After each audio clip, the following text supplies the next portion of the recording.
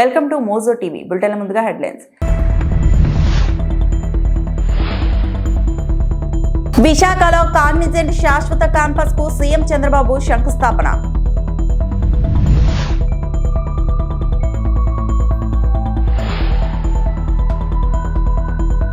ప్రపంచ కప్ విజేతలైన మహిళా అందుల క్రికెటర్లను అభినందించిన పవన్ కళ్యాణ్.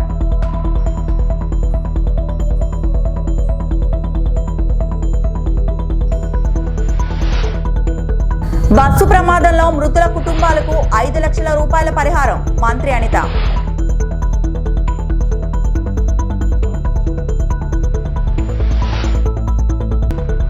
తెనాలిలో మీనాక్షి చౌదరి సందడి.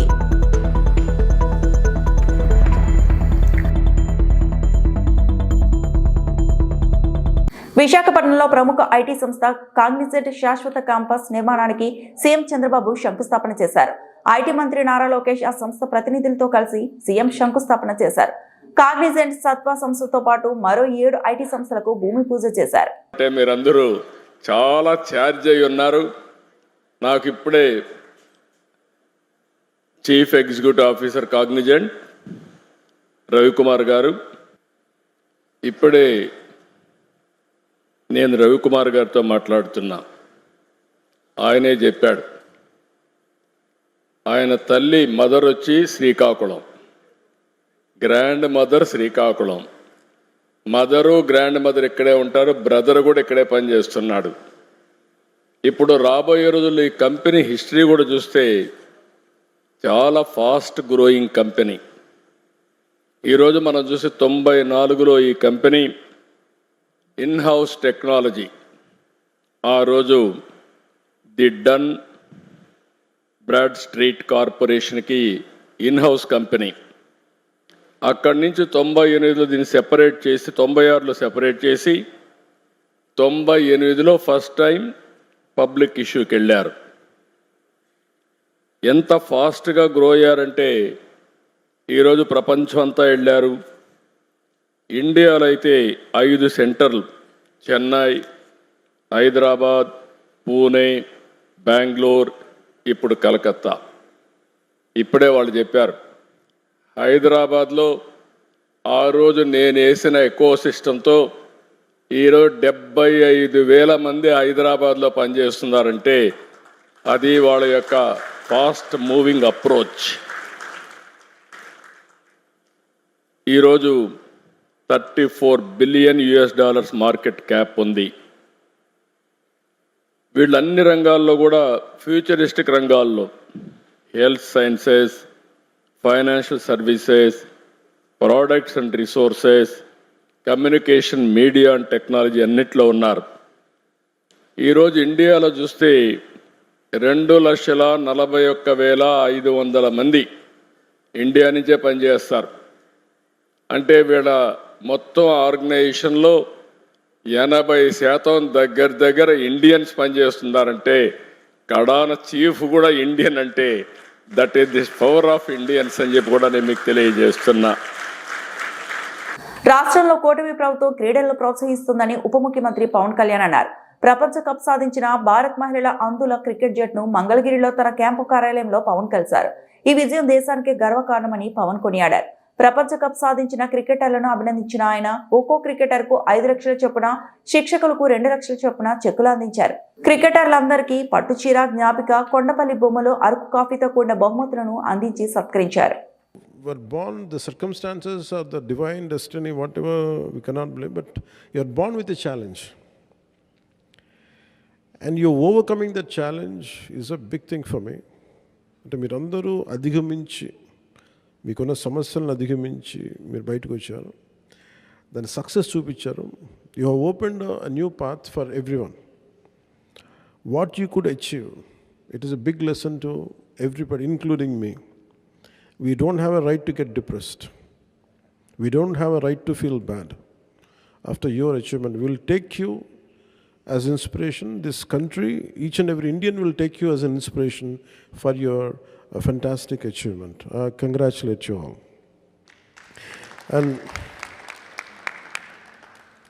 the most beautiful words by our Arjun Nawadi, Reddy ji says, We are proud of your achievement irrespective of you are from Andhra Pradesh or not.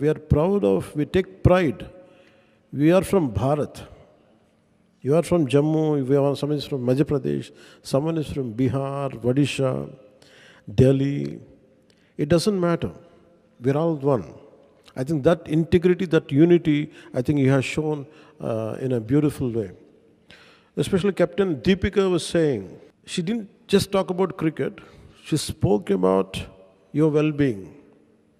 All the cricketers. I wish every Indian has this kind of attitude towards other states. We have to learn from you, Captain Deepika. You're wonderful. Your social consciousness, your camaraderie for your fellow team members, it's amazing. Captain Deepika గురించి చెప్పాలంటే మాటల్లో ఆట కష్టం మాత్రమే కాదు, మా ఊరికి కావాల్సిన సదుపాయాల గురించి మాట్లాడాలనే సామాజిక స్పృహ నిజంగా ఉంది. సో మీరు అన్నట్టుగా అజయ్ గారు, thank you for your wonderful speech. And I know we met in Ranasthalam. Thanks for your inspiring words. And thank you for bringing all the issues. Andhra ACA, Andhra Cricket Association. I'll take it to the notice. I'll take it to the concerned ministry. And also I'll take it to the CM, Honorable CM. Of course, Prashant ji is here. He worked as a manager for entire Indian team in Dubai series. What series? Asia Cup. I think we will make sure that you will get the right support, and we will make sure, I think I'll also ask a lot of corporates. I'll take some corporates help to make sure that they'll provide a good living conditions for you, and especially for Devi ji from Jammu. We will make sure that I will do the needful for your kuch aapke liye मैं ज़रूर करूँगा. अब सभी लोगों के लिए. Just I don't know exactly what to do, but I want my Peshi team to, our officials to look into it. What exactly they need, we'll speak to the concerned offices of chief ministers, honorable chief ministers of their state, and also I'll speak to the, if possible, central government, and also what we can do from the state side also we will do it, and also I'll seek the help of corporates.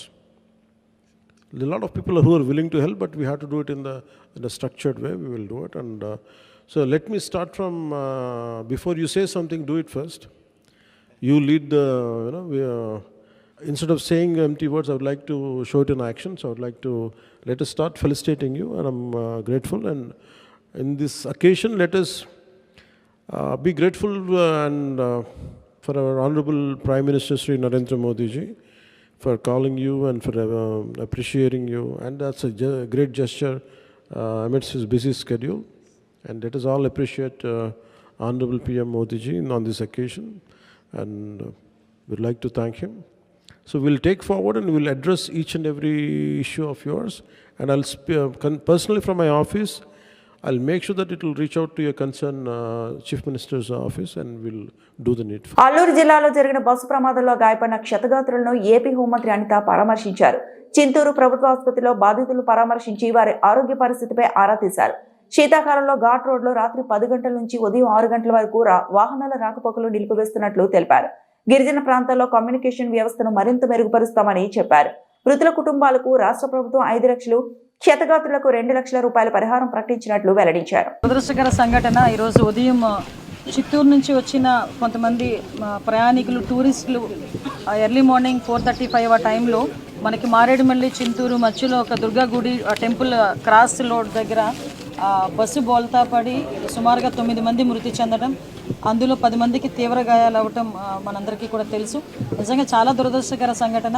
వాళ్ళు ఎంతో దూర ప్రాంతాల నుంచి దేవాలయాలన్నీ కూడా దర్శించుకోవాలనే ఉద్దేశంతో సింహాచలం వెళ్ళి, సింహాచలం నుంచి అరకు మీదుగా భద్రాచలం వెళ్ళి అక్కడ నుంచి వెళ్ళాలి అని చెప్పి ఒక ప్లాన్ ప్రకారం వాళ్ళందరూ కూడా ఒక బస్ బుక్ చేసుకొని రావడం జరిగింది.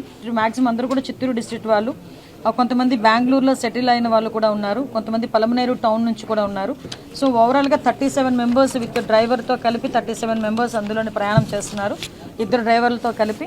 అందులోని 9 మంది మృతి చెందడం జరిగింది. అందులో పలమనేరు టౌన్ నుంచి ఒక 2, చిత్తూరు టౌన్ నుంచి ఒక 2, అదేవిధంగా తిరుపతి నుంచి ఒకరు, తెనాలి నుంచి ఒకరు, బెంగళూరు నుంచి ఒకరు, ఇంకొక బెంగళూరు నుంచి ఇంకొకరు. ఓవరాల్గా నరసింహపల్లి విలేజ్, తానవనంపల్లి మండలం, చిత్తూరు డిస్ట్రిక్ట్, అక్కడ నుంచి ఒకరు. అంటే ఓవరాల్గా 5 మహిళలు, 4 పురుషులు ఇందులో చనిపోవడం జరిగింది.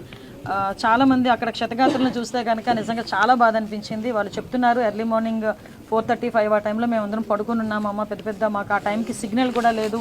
ఆ నియర్ బై వచ్చిన వాళ్ళందరూ కూడా మమ్మల్ని చూసి డిపార్ట్మెంట్ వాళ్ళందరికీ కూడా ఇన్ఫార్మ్ చేయడం వల్ల పోలీస్ డిపార్ట్మెంట్ వాళ్ళు అందరూ కూడా నియర్ బై అందరూ వచ్చి ఇమీడియట్గా మమ్మల్ని అందరినీ కూడా హాస్పిటల్కి షిఫ్ట్ చేశారని చెప్పారు. ముఖ్యమంత్రి గారి ఆదేశాల మేరకు మన లోకల్ ఎమ్మెల్యే శిరీష గారు, అదేవిధంగా కలెక్టర్ గారు, ఎస్పీ గారు, police department, fire department, SDRF department అన్నీ కూడా ఇమీడియట్గా వచ్చి రెస్క్యూ ఆపరేషన్స్ చేసి యాజ్ ఎల్ యాజ్ పాసిబుల్ ఇక్కడ చిత్తూరు హాస్పిటల్కి కూడా క్షతగాత్రులందరినీ కూడా ఇక్కడ తీసుకురావడం జరిగింది. వీళ్ళందరికీ కూడా మెరుగైన వైద్యం అందించడానికి రాజమండ్రి నుంచి కూడా కొంతమంది ఆర్థోపెడిక్స్ డాక్టర్స్ అందరినీ కూడా ఇక్కడికి షిఫ్ట్ చేసి వీళ్ళందరికీ కూడా ఇక్కడ ఇమీడియట్గా ట్రీట్మెంట్ ఇవ్వడం కూడా జరిగింది. నా కూతురు అల్లుడు చనిపోయారమ్మా అని చెప్పి ఒక ఆమె బాధపడడం, ఇంకొక ఆమె అయితే నా భర్త నా కళ్ళ ముందే చనిపోయాడమ్మా అని చెప్పడం నిజంగా చాలా దురదృష్టం.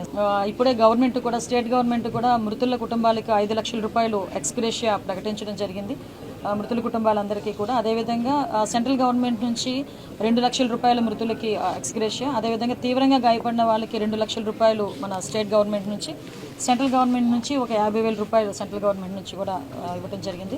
ఇమీడియట్గా వీళ్ళందరినీ కూడా చిత్తూరు ప్లేస్కి, వాళ్ళ ప్లేస్కి, చిత్తూరు డిస్ట్రిక్ట్కి ఇక్కడ కలెక్టర్ గారు, రెవెన్యూ డిపార్ట్మెంట్ వాళ్ళని, అదేవిధంగా పోలీస్ డిపార్ట్మెంట్ వాళ్ళని కలిపి ఒక 2 బస్సులు కూడా అరేంజ్ చేసి, ఆ బస్సులు కూడా స్లీపర్ బస్సులు అరేంజ్ చేస్తున్నాం. ఎందుకంటే వాళ్ళందరూ కూడా దెబ్బలు తగిలి ఉన్నారు, కూర్చోలేరు అంత దూరం కాబట్టి ఒక స్లీపర్ బస్సెస్ని అరేంజ్ చేసి డ్రైవర్స్ని కూడా ప్రాపర్గా పెట్టి క్షేమంగా వాళ్ళందరినీ కూడా చిత్తూరు అక్కడికి చేరుస్తాం.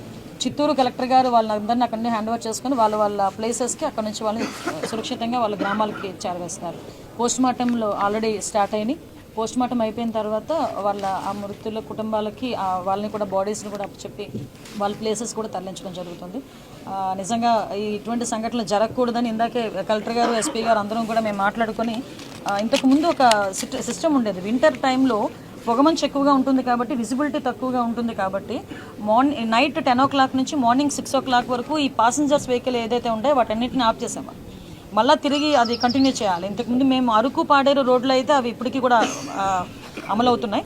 కానీ ఇప్పుడు ఈ ఏరియాలో కూడా కొంచెం టూరిజం పెరిగింది, మారేడుమల్లి ఇటువైపు అంతా కూడా టూరిజం పెరిగింది కాబట్టి డెఫినెట్గా ఈ నిబంధనలు ఇక్కడ కూడా ఉండాలి అని ఒక దృక్పథంతో ఈ రోజు నుంచి అవి కూడా అమలు చేసేదానికి మేమందరం కూడా తిరుపతిని స్పోర్ట్స్ హబ్ గా మారుస్తామని షాప్ చైర్మన్ ఆనిమిని రవినాయుడు అన్నారు. దామినేడు వద్ద షాప్నకు 28.37 ఎకరాలు కేటాయిస్తూ ప్రభుత్వ ఉత్తర్వులు జారీ చేసింది. ఆంధ్రప్రదేశ్ స్పోర్ట్స్ అథారిటీకి 28 ఎకరాల 30 సెంట్లు భూమిని కేటాయిస్తూ గౌరవ ముఖ్యమంత్రి చంద్రబాబు నాయుడు గారు జీవో విడుదల చేసే విధంగా చర్యలు తీసుకోవడం జరిగింది. ఈరోజు ఒక ట్రైనింగ్ అకాడమీ ఇక్కడ తీసుకొని రాగలిగితే మన వాళ్ళు ఇక్కడ ట్రైనింగ్ జాతీయ స్థాయిలో, అంతర్జాతీయ స్థాయిలో, ఒలింపిక్ స్థాయికి వెళ్లే పరిస్థితి ఉంది. ఈ ల్యాండ్ లో మల్టీపర్పస్ యూజేజ్ ఉండే విధంగా, నేషనల్ స్టాండర్డ్స్ తో ఇన్ఫ్రాస్ట్రక్చర్ బిల్డ్ చేసే విధంగా, స్పోర్ట్స్ సిటీని డెవలప్ చేసే విధంగా చర్యలు మొదలు పెడతాం. డిపిఆర్ ని రెడీ చేసిన తర్వాత తొందరలోనే దీనికి శంకుస్థాపన చేసే కార్యక్రమానికి కూడా శ్రీకారం చుట్టాం. ఈరోజు అన్ని డిసిప్లిన్స్ ఇక్కడ ఉండి ట్రైన్ అవ్వగలిగితే అథ్లెటిక్స్ కానీ, జిమ్నాస్టిక్స్ సెంటర్ కానీ, వెయిట్ లిఫ్టింగ్ కానీ, జూడో కానీ, బ్యాడ్మింటన్, టెన్నిస్, ఇవన్నీ ఆర్చరీ, ఇవన్నీ కూడా ఇక్కడికి తీసుకొని రావాలనేది ముఖ్య ఉద్దేశం. తిరుపతిని స్పోర్ట్స్ హబ్ గా మార్చాలనే విధంగా ముందుకు వెళ్తున్నాం.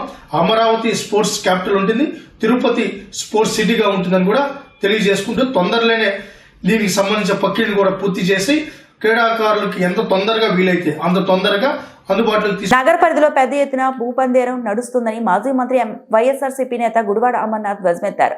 ఏపీలో రూపాయికి ₹1 భూ కేటాయింపులు చేస్తున్నారని ప్రశ్నించారు. పక్క రాష్ట్రాల్లో కూడా భూములు ఇలానే ఇస్తున్నారా అని నిలదీశారు. కేవలం ఏపీలోని రూపాయికి ₹1 భూ కేటాయింపులు జరుగుతున్నాయన్నారు.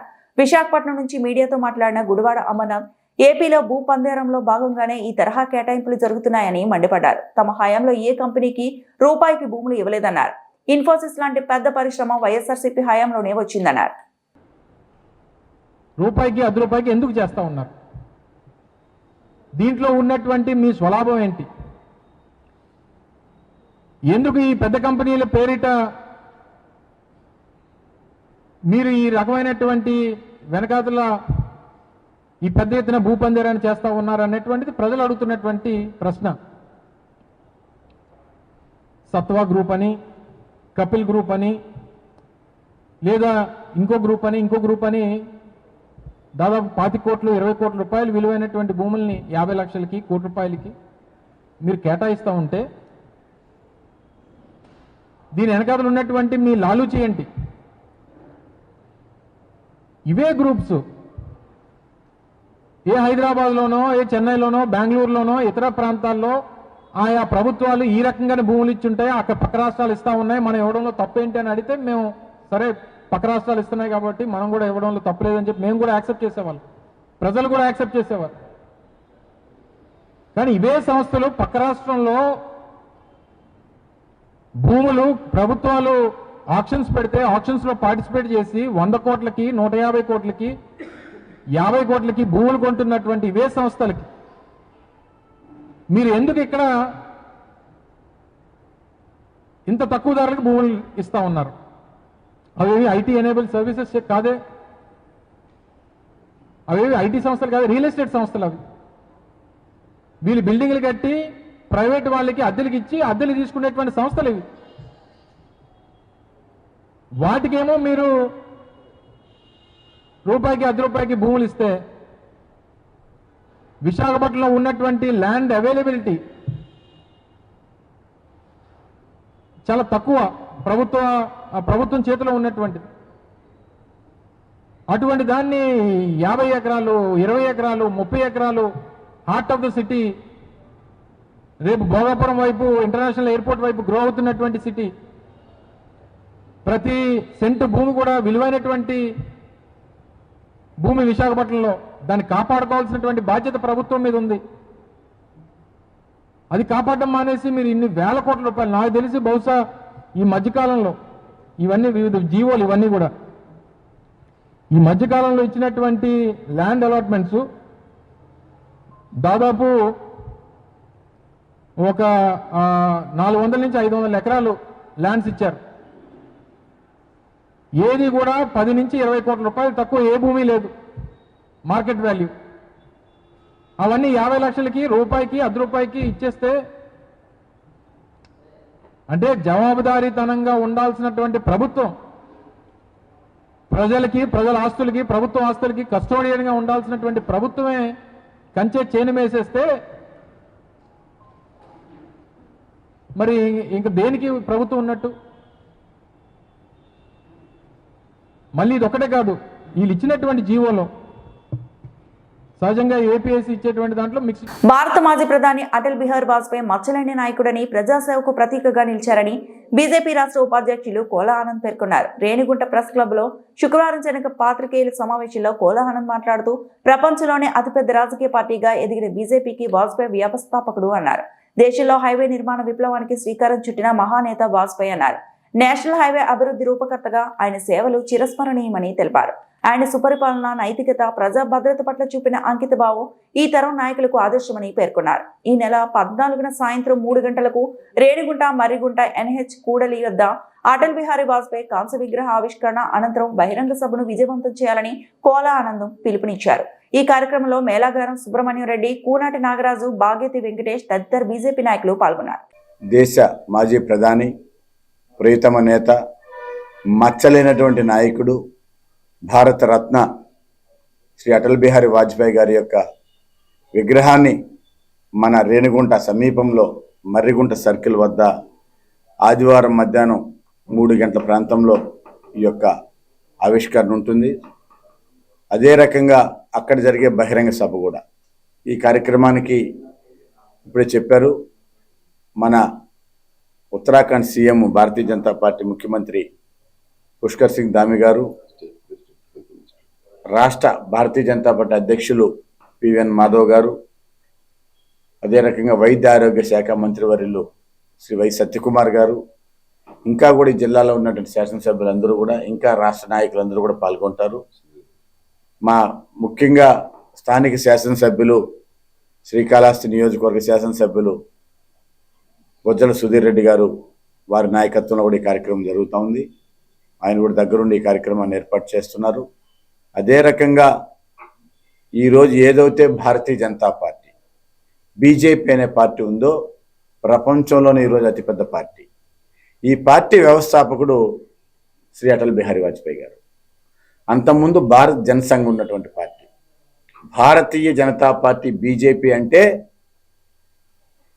ఆయన ఎలా మచ్చ లేకుండా చిన్న ఇంకి మరకు కూడా అంటకుండా ఆయన రాజకీయ జీవితం ఎలా జరిగిందో ఈరోజు అదే పరిస్థితి భారతదేశం అంతా కూడా ఆయన ఏవైతే ఆశయాలు అనుకొని పోయారో, ఏదైతే ఆయన ప్రారంభించిన నేషనల్ హైవేస్ ఏదైతే ఉన్నాయో, అంతకుముందు మనకి హైవేస్ లేవు. మన ఆయన ఆశయాలను ఈరోజు నరేంద్ర మోడీ గారు మిగిలినటువన్నీ కూడా కాంగ్రెస్ తో అంటగాగుతున్నట్లు తనపై తప్పుడు ప్రచారం చేస్తున్నారని తెలంగాణ జాగృతి అధ్యక్షురాలు కవిత ఆగ్రహం వ్యక్తం చేశారు. వెకిలి చేష్టలు చేస్తున్న గుంటనకులు జాగ్రత్త అని ఆమె హెచ్చరించారు. హైదరాబాద్ లో నిర్వహించిన మీడియా సమావేశంలో కవిత మాట్లాడారు. కూకట్పల్లి ఎమ్మెల్యే మాధవరం కృష్ణారావు చేసిన వ్యాఖ్యలపై ఆమె స్పందించారు.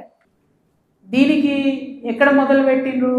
నేను ఎప్పుడైతే జాగృతి జనం బాట అని చెప్పి బయటికి రావాలనుకున్నానో ముందు సోషల్ మీడియాలో ఒక ప్రచారం మొదలుపెట్టిండ్రు. నా భర్త గౌరవనీయులు అనిల్ కుమార్ గారి ఫోటోను చూపిస్తూ దాంట్లో ఏవి రెడ్డి గారు అనేటటువంటి వ్యాపారవేత్త నా భర్త కలిసి ఏదో ల్యాండ్ లావాదేవీలు చేశారు. ఆ ల్యాండ్ లావాదేవీ వల్ల నాకేదో పెద్ద ఎత్తున ఫైనాన్షియల్ బెనిఫిట్ అయింది. అట్లా నాకు కాంగ్రెస్ పార్టీకి అవినాభావ సంబంధం ఉంది అనేటటువంటి అంశాన్ని ప్రజల మధ్య ప్రమోట్ చేసే ప్రయత్నం చేస్తున్నారు. ఈ వెకిలి ప్రయత్నాలు చేస్తున్నటువంటి గుంటనక్కలందరూ కూడా నేను చెప్తా ఉన్నా, నేను ఇంకా మీ చిట్టా విప్పడం ప్రారంభించలేదు. ఓన్లీ టాస్ వేసిన అంతే. ఆ టాస్కే ఇంత భయపడితే ఎట్లా మీరు? ముంగటి ఇంకా టెస్ట్ మ్యాచ్ ఉంది, మామూలుగా అనుకుంటారే ఇది కథ. జస్ట్ టాసే. ఇప్పటికే గెలిచినాం ఆల్రెడీ మేము జాగ్రత్తలు. ఎందుకు భయపడుతున్నారు మీరు ఇంతగా? ఏమన్నాడు నా భర్త? మీరు అధికారంలో ఉన్న 10 ఏళ్ళలో ఎన్నడన్నా వచ్చి మిమ్మల్ని ఒక పని అడిగినామా? మేము ఎప్పుడన్నా ఒక ఫేవర్ అడిగినామా మిమ్మల్ని? ఒక్క విషయంలో అన్నా అవుట్ ఆఫ్ ద వే పోయి ఏ ఒక్క మంత్రితోని కానీ, కేసీఆర్ గారితో కానీ, కేటీఆర్ గారితో కానీ, హరీష్ రావు గారితో కానీ, నా భర్త కానీ, నేను కానీ ఏమన్నా ఫేవర్ తీసుకుని ఉంటే చెప్పండి, దమ్ముంటే చెప్పండి. ఊరుకుంటుంటే తమాషాలు చేస్తున్నారు. మీరు వెకిలి ప్రయత్నాలు మానుకోండి. నేను మీ మీద చేసినటువంటి ఆరోపణలకు మీకు దమ్ముంటే, సిగ్గుంటే లీగల్ నోటీస్ పంపిస్తా ఉన్నా. నా భర్త పేరు పెట్టి కృష్ణారావు అనేటటువంటి ఎమ్మెల్యే గారు ఏదైతే ప్రెస్ మీట్ పెట్టినరో, మీరేమన్నా ఆల్తు ఫాల్తు social media channel T News అంటే శాటిలైట్ ఛానల్, మీరు ఒక పార్టీని రిప్రజెంట్ చేసే ఛానల్, కనీసం వెరిఫై చేసుకోరా? ఏది పడితే అది వేసేసుడేనా? వేరే వాళ్ళది వేస్తే వాళ్ళు ఊరుకున్నారేమో, నేను ఊరుకునేదాన్ని కాదు, ముందే చెప్తున్నాను. టీ న్యూస్కి లీగల్ నోటీస్ ఇస్తున్నాం. 1 వీక్లో పబ్లిక్ అపాలజీ చెప్పాలి బిడ్డ, పబ్లిక్ అపాలజీ. కోర్టుకి ఈడుస్తాం ఏమనుకుంటున్నారు. తర్వాత ఏలేటి మహేశ్వర్ రెడ్డి గారు, వీరికి కూడా నోటీస్ ఇస్తున్నాం, లీగల్ నోటీసు. 1 వీక్లో మీరు కూడా తప్పుడు సమాచారాన్ని ప్రజలకు ఇచ్చినందుకు నా భర్త గారికి, నా యొక్క పరపతిని దెబ్బతీసే ప్రయత్నం చేసినందుకు నాకు పబ్లిక్ అపాలజీ చెప్పాలని మహేశ్వర్ రెడ్డి గారిని డిమాండ్ చేస్తూ ఉన్నాను.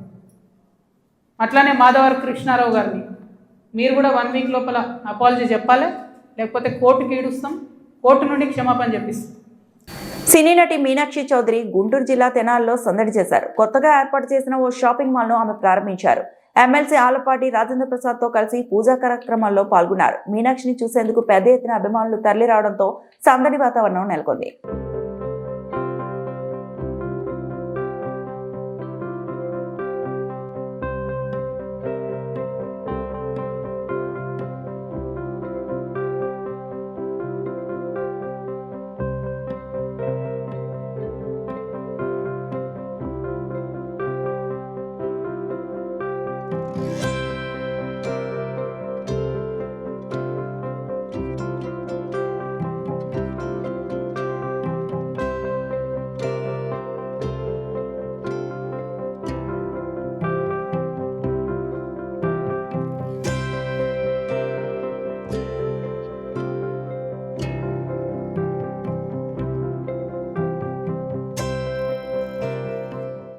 ఈ వార్తలు ఇంతటితో సమాప్తం.